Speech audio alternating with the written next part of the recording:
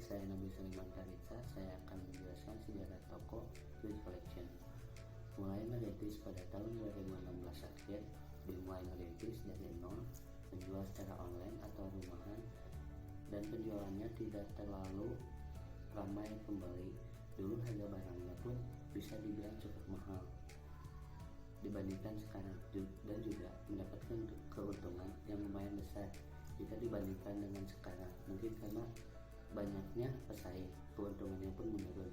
Akhirnya adanya ide untuk membuka toko usaha tersebut merupakan usaha turun-temurun, dan yang mendirikan toko tersebut adalah Bapak Yazid. Harga barang termurah dimulai dari kisaran Rp8.000 dan yang termahal ada bisa mencapai Rp4.000.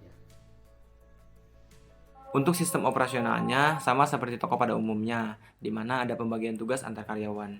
Yang mana pembagian tugas tersebut antara lain, yang pertama, ada karyawan yang ditugaskan untuk melayani konsumen yang langsung datang ke toko dan akan berusaha semaksimal mungkin supaya konsumen yang langsung datang ke toko mendapatkan kepuasan dari pelayanan toko.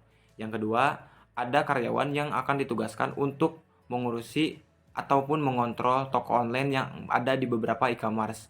Yang ketiga, karena setiap harinya banyak barang yang harus dikirim keluar, maka ada 2 karyawan yang ditugaskan untuk mengurusi packaging barang. Untuk pembukuan keuangan sendiri itu langsung diurus oleh ownernya. Untuk pengelolaan SDM-nya, biasanya pengelola toko turut menyumbang kontribusi dalam aktivitas merencanakan, memproduksi, dan memasarkannya. Dan untuk perekrutan karyawan, biasanya pengelola toko tidak hanya melihat dari seberapa lihai karyawan tersebut bekerja, tapi pengelola toko lebih mengutamakan jujur, amanah, dan bertanggung jawab terhadap kerjaannya. Dan untuk sistem penggajiannya, mulai dari tahun 2019, mulai menggunakan sistem penggajian tetap, di mana setiap karyawan digaji setiap 1 bulan sekali. Untuk sebelumnya tidak tentu, bisa juga digaji 1 minggu sekali ataupun harian juga.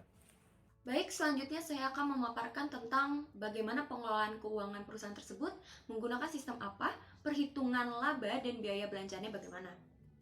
Untuk pengelolaan keuangannya sendiri, yakni masih menggunakan sistem manual dan ada pembukuan di setiap pembelanjaannya.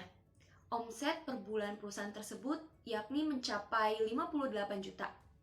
Untuk perhitungan laba, yakni biasanya toko mengambil keuntungan 20% per satu barang untuk konsumen yang langsung datang ke toko. Namun untuk di e-commerce sendiri, biasanya perusahaan mengambil laba hingga mencapai 50% harga barang. Untuk yang selanjutnya, bagaimana sih pemasaran barang? Apakah hanya ada toko offline saja atau ada toko online juga?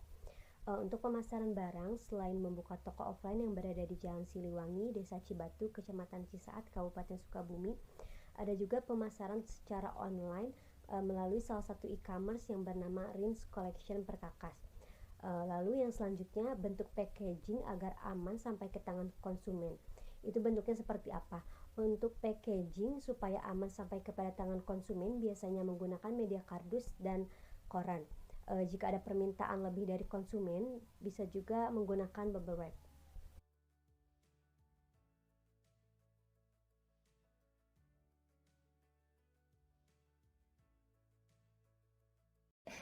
Limbah yang dihasilkan produk tersebut berupa kardus. Cara perusahaan menanggulangi hal tersebut biasanya limbah berupa kardus tersebut dijual kepada rongsok. Hasil dari penjualan limbah biasanya digunakan untuk membeli bahan bakar. Dampak limbah yang dihasilkan karena di bengkel atau tempat memproduksi kami berbeda di tempat untuk di lingkungan toko. Kami paling hanya dus dan itu pun kami jual kembali. Tetapi di tempat kami memproduksi mungkin limbah yang kita timbul tidak banyak juga karena kami menggunakan besi dipanaskan lalu dibentuk sesuai dengan yang diinginkan, dan mungkin limbah kami hanya kayu-kayu bekas serutan dan itu pun kami jual ke gesekan atau ke pabrik-pabrik tahu untuk pembakaran mereka.